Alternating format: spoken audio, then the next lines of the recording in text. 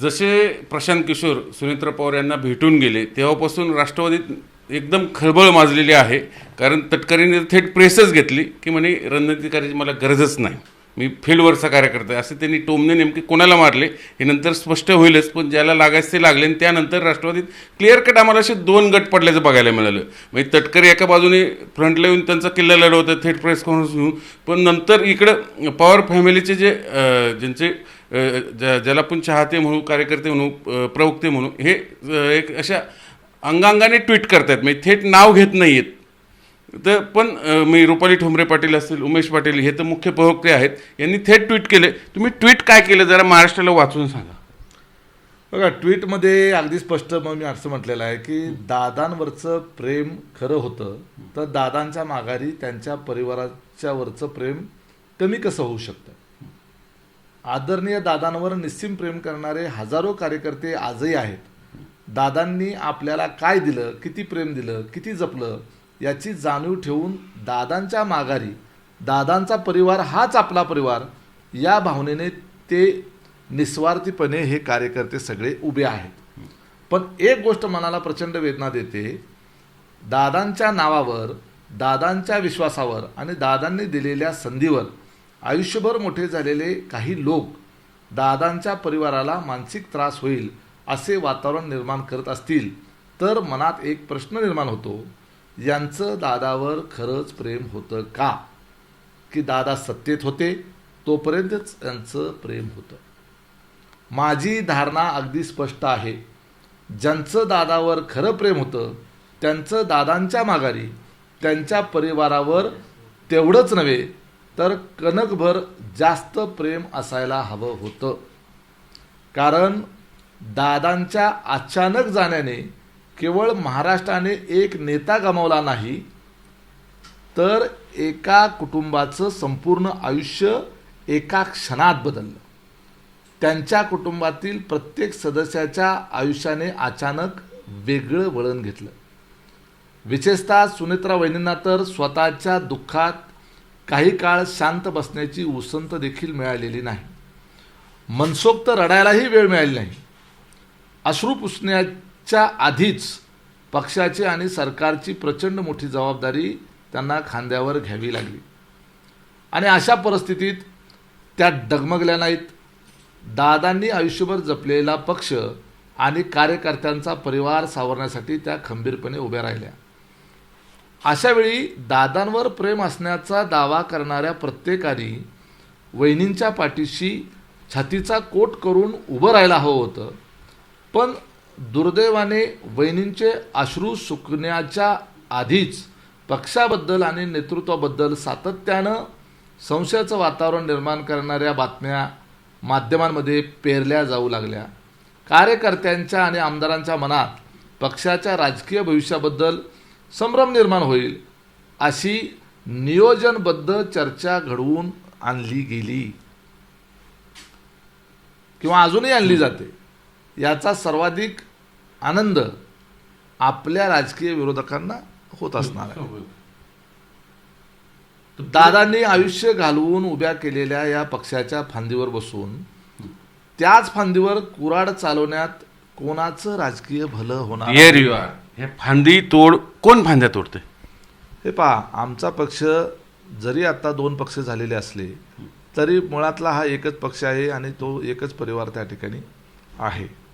आणि आमच्या पक्षाच्या संदर्भानं अजितदादा हयात होते त्यावेळेला त्यांनी निर्णय घेतला NDAमध्ये जाण्याचा आणि त्यानंतरच्या काळामध्ये कुठल्या भाषेमध्ये दादांच्यावर टीका केली गेली, कशा पद्धतीनं सुनेत्रा वहिनींच्या विरोधात उमेदवार उभा केला गेला, त्यावेळेच्या प्रचारामध्ये कशा पद्धतीनं कुणी किती खालच्या पातळीवर जाऊन टीका केली, दादांना कसं टार्गेट केलं गेलं, दादांना कसं विलन झालं ते पब्लिकली झालं. तिथंच आहे हे. इथं फांद्यांचा विषय, फांद्या म्हणजे तुमच्या पक्षांतर्गत 2 पक्ष वेगळे झाले, विषय संपला. त्यांना टीका करण्याचा अधिकार आहे, ते तुमचे विरोधक आहेत. इथं फांदीचा विषय आहे. ही फांदी कुठली? अजूनही ती दादांच्या पक्षात आहे आणि त्या फांदीवर बसून मग कोण कुऱ्हाड चालवतंय? हे कुठल्या व्यक्तीला समोर ठेवून केलेलं ट्विट नाही, हे सार्वत्रिक आहे. पक्षामध्ये राहून आमच्या पक्षामध्ये आत्ता असलेल्या पक्षामध्ये ते लोक असू शकतात, आमच्या आधीच्या पक्षातले ते लोक असू शकतात किंवा ज्या विरोधकांना आमच्या पक्षामध्ये डिस्टर्बन्स तयार करून त्या ठिकाणी आमच्या जो केडर बेस आहे त्याला डिस्टर्ब करण्याचे काही मनसुबे काही लोकांनी केलेले असतील तर ते असू शकतात। या सगळ्यांचा उद्देश एकच आहे की राष्ट्रवादी काँग्रेस पार्टी सुनेत्रावहिनी पवार यांच्या नेतृत्वामध्ये सक्षमपणे वाटचाल करत असताना कार्यकर्त्यांच्या नेत्यांच्या मनामध्ये संभ्रम निर्माण करण्याच्या करता जाणीवपूर्वक कपोकल्पित बातम्या कोण तेच सांगायला आलं, कोण करतंय ते शोधायचं आहे ना, तुमच्याकडे असतात ना सूत्र। तेच सांगतोय। मग काल ऐका ना तुम्ही कधी- सुनील तटकरेंनी काल प्रेस घेतली। एक मिनिट, माझ्या प्रश्नाचं उत्तर द्या। तुम्ही सातत्यानं सांगता ना सूत्रांच्या हवाल्यानं, तुम्ही सांगता का नाव कोणाचं? तुम्ही सांगता का नाव? ऐका ना, एक मिनिट, नाही तुम्ही सांगत, तो अधिकार आहे म्हणून तुम्ही आता ट्विट केलं की नाही? अधिकार मान्य आहे ना, मग ट्विटचं टायमिंग काय? ट्विटचं टायमिंग सांगा मला। टायमिंग काल संध्याकाळी केलेलं आहे मी। म्हणजेच काल दुपारी तटकरेंनी प्रेस घेतल्यानंतर तुम्ही संध्याकाळी ट्विट करता, याचा अर्थ नेमका काय घ्यायचा प्रेक्षकांनी? थेट सांगा। त्याचा काय अर्थ आहे? त्यांनी त्यांच्या सोयीनुसार प्रेस घेतली, मी माझ्या सोयीनुसार माझं ट्विट केलं आणि त्यांच्याबरोबर माझी तुलना, मी फार छोटा कार्यकर्ता आहे, ते फार आमच्या पक्षाचे अध्यक्ष आहेत। बरं, त्यांनी त्यांच्या प्रेसमध्ये अतिशय चांगल्या पद्धतीनं खुलासा केला।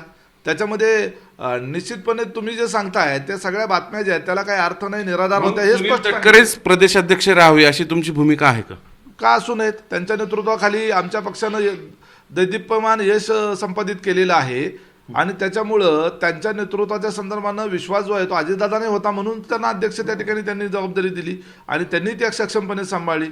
आमच्या पक्षामध्ये आमच्या पक्षाच्या संदर्भामध्ये नेतृत्व सगळ्यांनी मिळून सुनेत्रावहिनींना त्या ठिकाणी अध्यक्ष म्हणून जबाबदारी त्या ठिकाणी घ्यायला सांगितलं। त्यांनी दादांच्या माघारी पक्षाच्या दृष्टीनं ती गरज वाटली आणि सगळ्या बाजूनं कार्यकर्त्यांच्या आग्रहाच्या करता त्यांनी ती भूमिका स्वीकारली। मग दादांच्या पश्चात दादाच्या कुटुंबाला कोण अडचणीत आणते?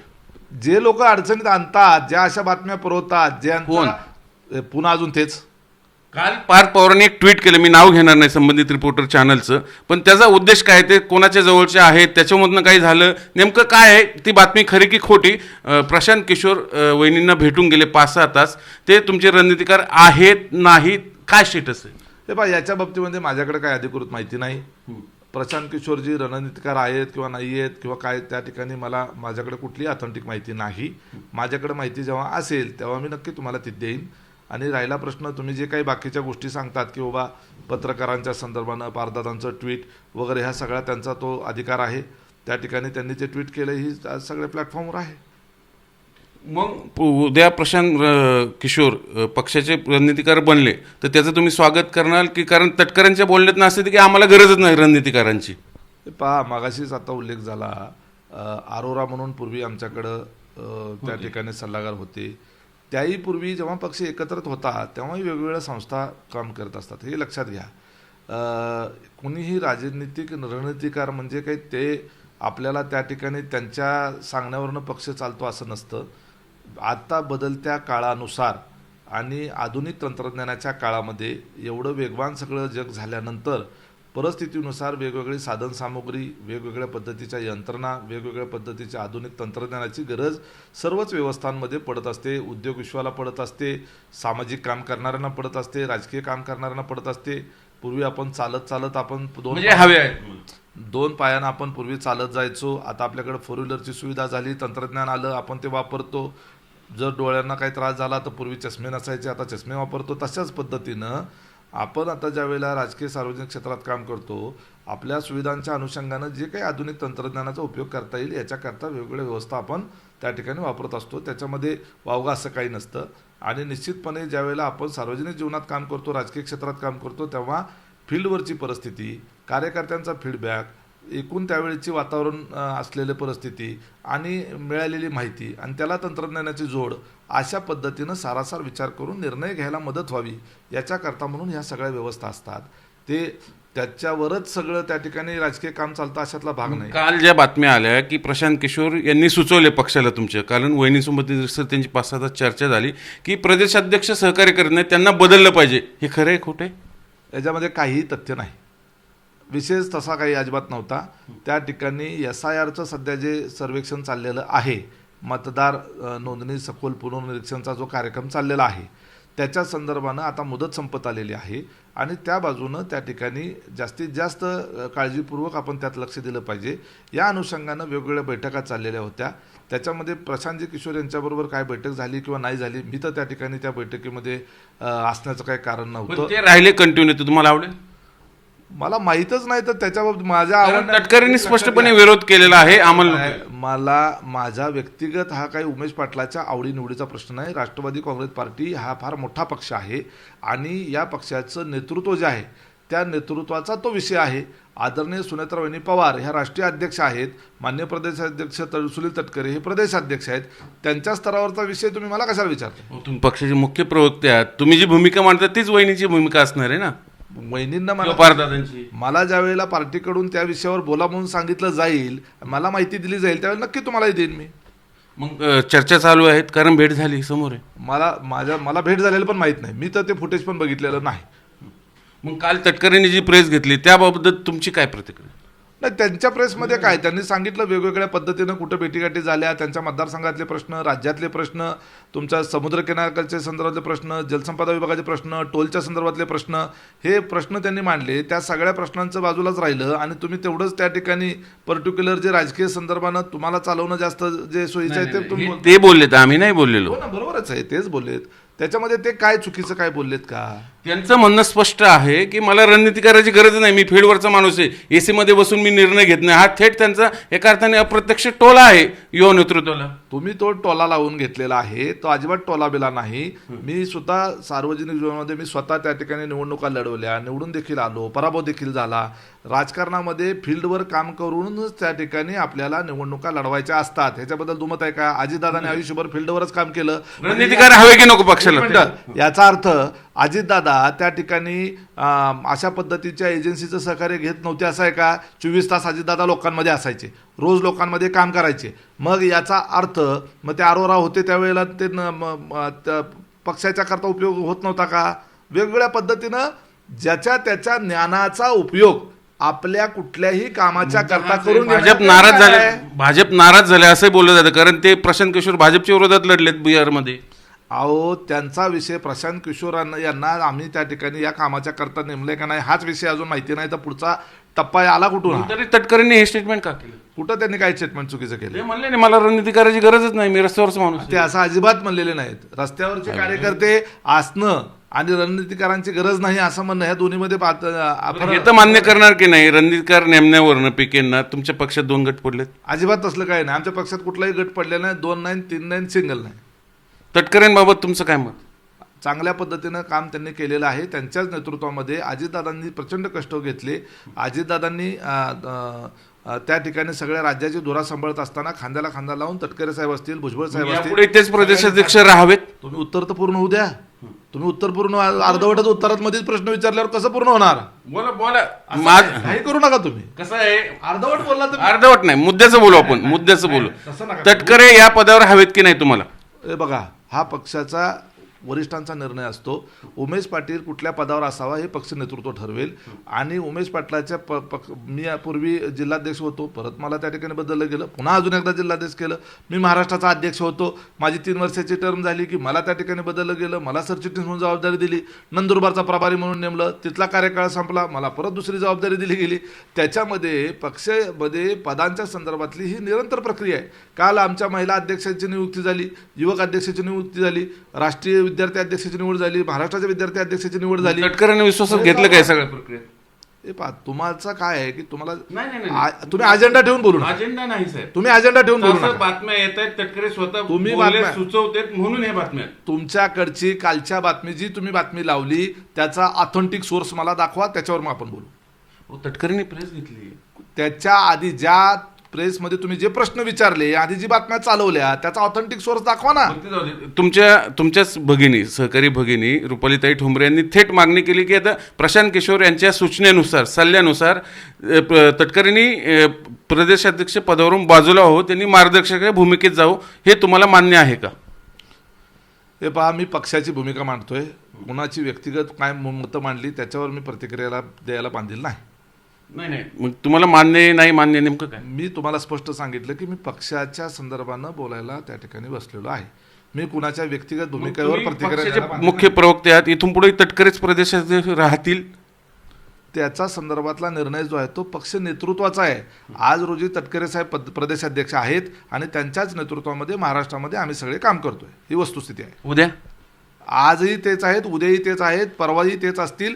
पक्षच ठरवेल आणि त्या ठिकाणी पक्षाची भूमिका जी आहे ती पक्षाची भूमिका पक्ष ज्यावेळी ठरवेल त्या पद्धतीने असेल. आम्ही जयंत पाटील साहेबांच्या नेतृत्वात काम केलं, आम्ही पक्ष ठरवेल, मान्य आहे.